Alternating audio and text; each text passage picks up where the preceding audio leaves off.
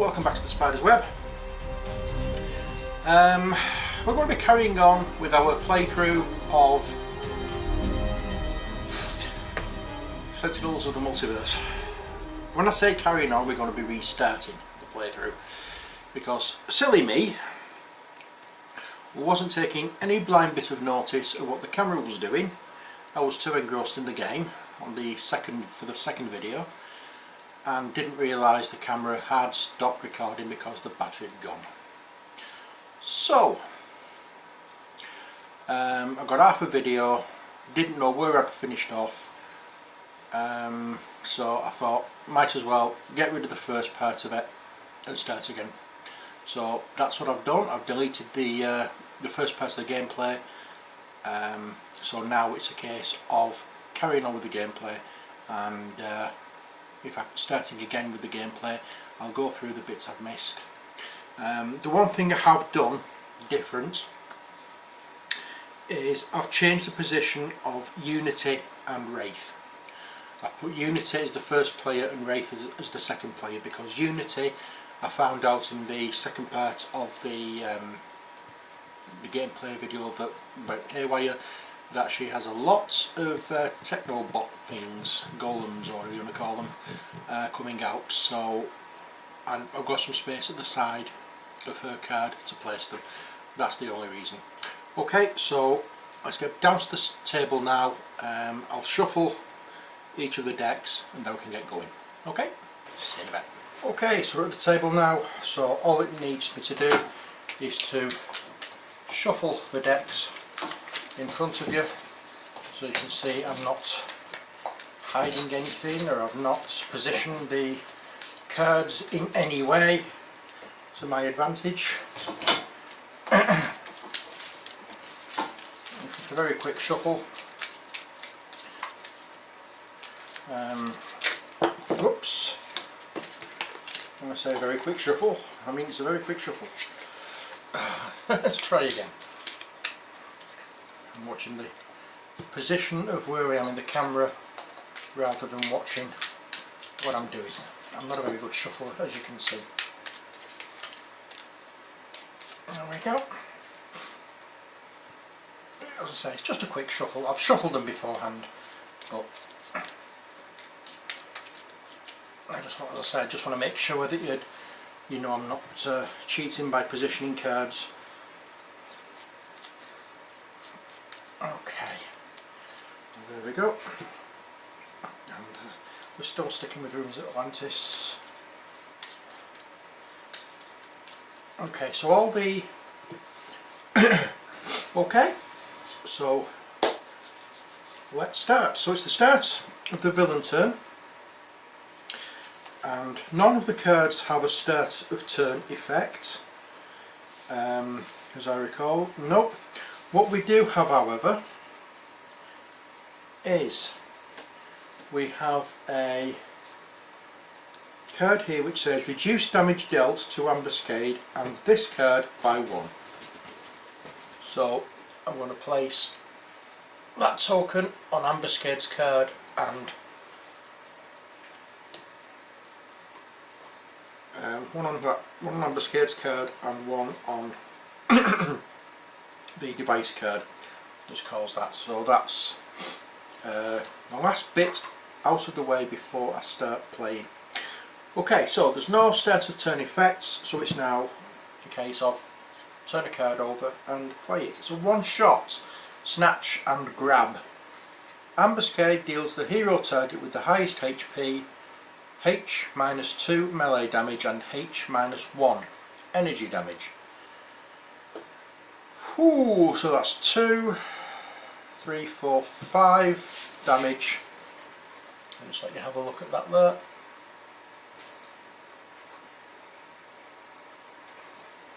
So that's 5 damage goes to the Scholar. Okay, next, that's how I play the card. So it's a one shot, so that's discarded. So now we go through the cards that are in play to see what effects they do for end of turn. So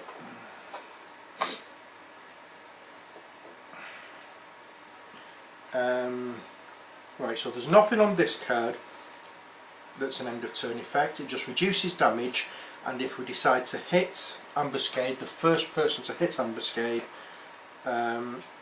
will be dealt 2 energy damage from the attack. So we don't want to be attacking Ambuscade until that card is out of the way. So next we have this one. At the end of the villain turn, Ambuscade deals each hero target 3 fire damage. Okay, so 3 fire damage. 2 for you. To get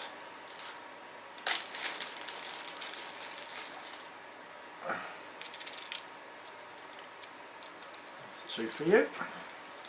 What was it? 3 fire damage. 3 from you, and 3 from you. Now Ambuscade's card says at the end of the villain turn, Ambuscade deals the hero target with the highest HP H-1 projectile damage. So for the highest HP we have 25, 21, 23 and 23. So it's Mr. Fixer who is the highest, so he gets dealt 3 projectile damage. We really need to be getting that one out of the way. Okay, so that's the villain turn over and done with. We did the start, we play the card, and we've done the end of the turn effects. Now we go on to Unity. So we need to deal myself 4 cards. I'm doing these in front of you.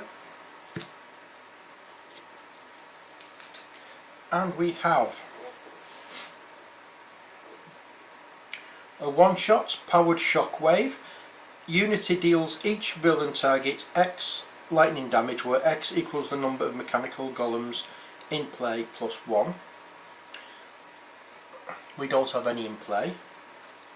This card cannot be played during your phase. It's a Raptor bot. At the end of your turn, this card deals 1 target X melee damage. We have another mechanical golem, Cryobot, which again cannot be played during your play phase, which is now.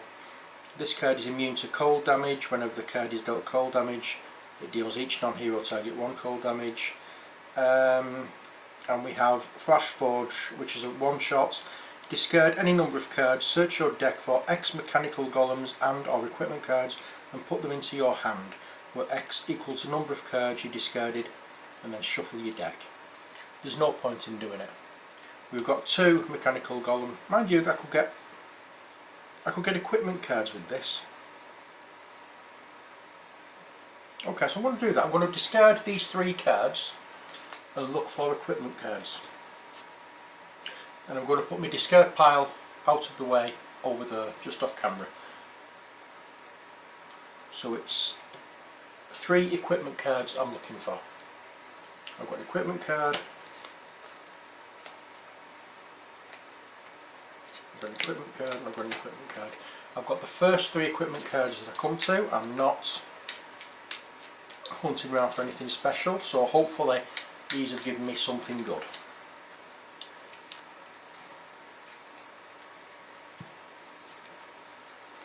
What do we have? So we have, first of all, volatile parts. Whenever a mechanical golem is destroyed, Unity deals the non-hero target with the lowest HP 2 fire damage. I'll choose that one. We have construction pylon. It's equipment. The power is put up 2 mechanical golems from your hand into play and destroy this card. I can't do that, I don't have any, but that's the card.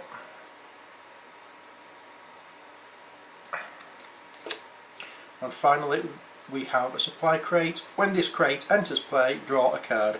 At the start of your turn you may destroy this card you may draw this card, start again. When this card enters play, draw a card. At the start of your turn you may destroy this card to draw 2 cards. Okay, so I've played my card. It was a one shot, I believe. Was it not? Let me just double check. Yes, it was a one shot, so I've played my card. I can now use a power.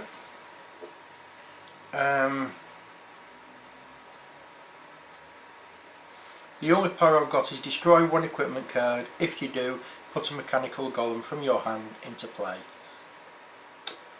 I should have read that first and got a mechanical golem. Never mind. We don't have a mechanical golem, so she can't do anything more. So now it's a case of draw a card. I'm going to put the card that I've just drawn on the bottom of the deck, and we'll look at that later on. Now it's Wraith's turn. So we deal Wraith 4 cards.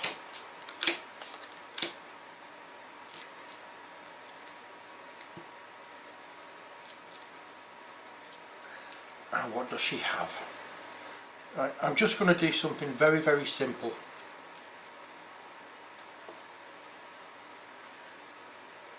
The card I'm going to play is Suit Yourself. It's a one shot. The Wraith regains 3 hit points. So that will take her back up to full hit points.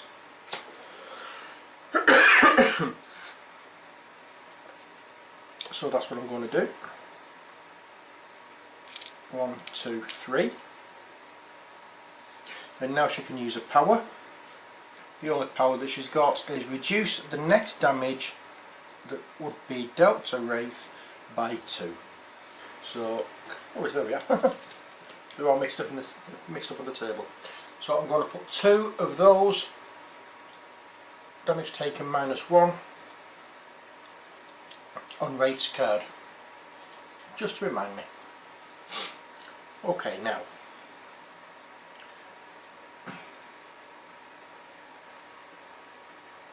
oh, forgotten, she needs to draw a card, and I'm going to do the same again. I'll place it at the bottom of her hand. I will look at it next time. 1, 2, 3, 4 cards for the scholar.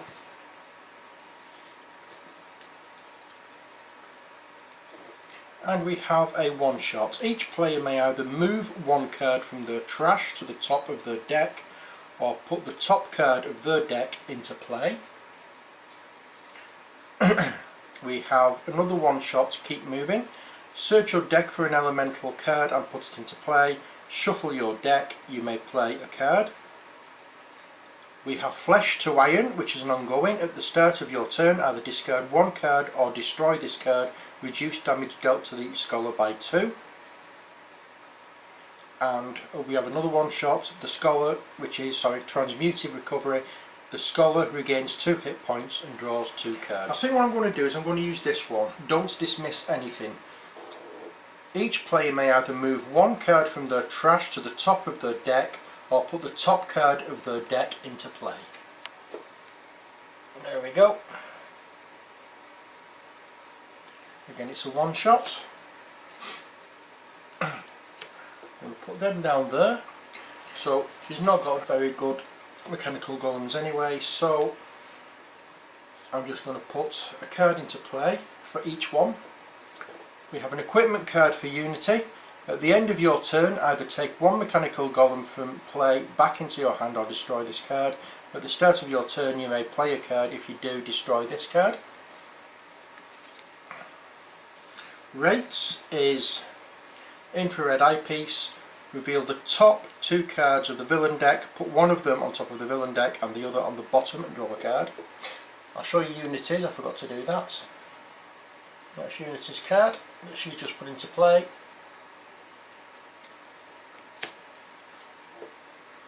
This is the Wraith's card that's just gone into play.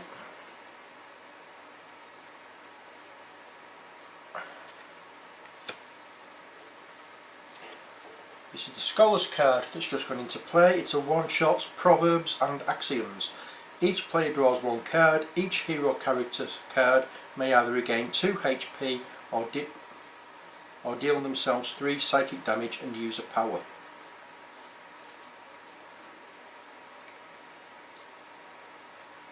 you go.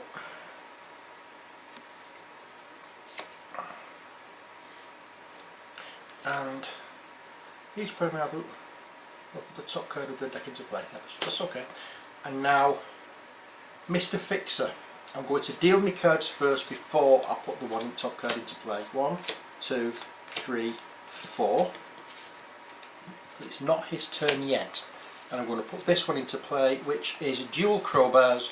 Whenever Mr. Fixer deals damage, he may deal that damage to one other target as well. Increase damage dealt by Mr. Fixer by 1. So damage dealt plus 1. This has gone into play, so I can do this now. When this card enters play, return any other tool cards in play to your hand. We don't have any other tool cards in play. Okay, so the Scholar has played a card. Now we can use a power. His power,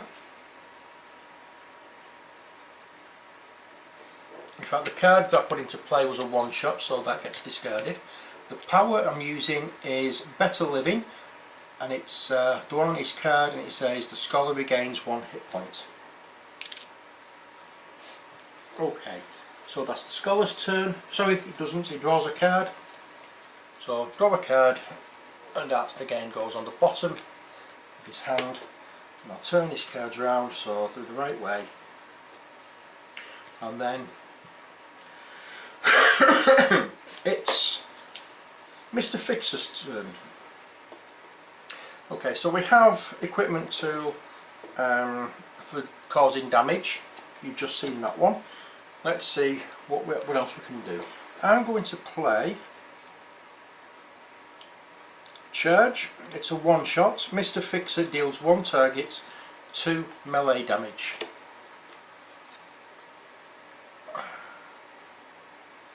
There you go. Now with the dual crowbars,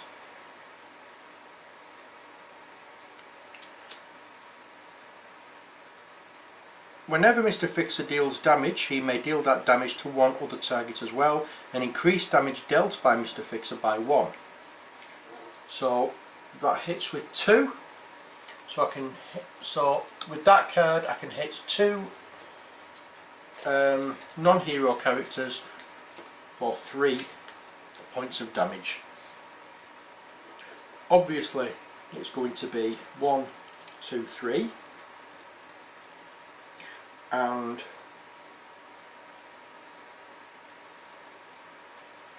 oh heck, it's got to be this one. It's got to be.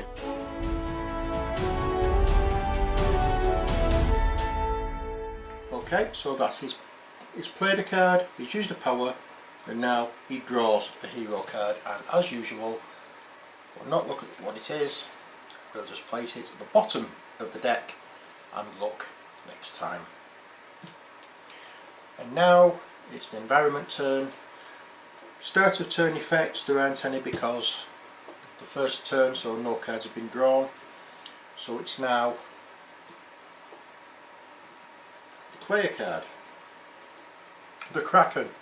At the end of the environment turn, this card deals the non-environment target with the lowest HP 5 melee damage.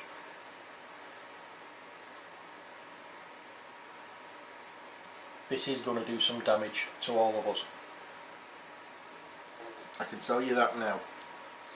Because the target with the lowest HP is this one. Targets dealt damage, when this card is destroyed, this card deals each hero target 2 sonic damage. Targets dealt damage this way cannot deal damage until the start of the next villain turn. Okay, so that's gone.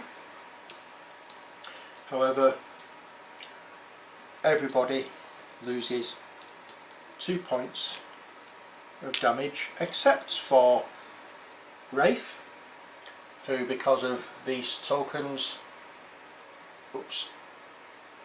absorbs the damage.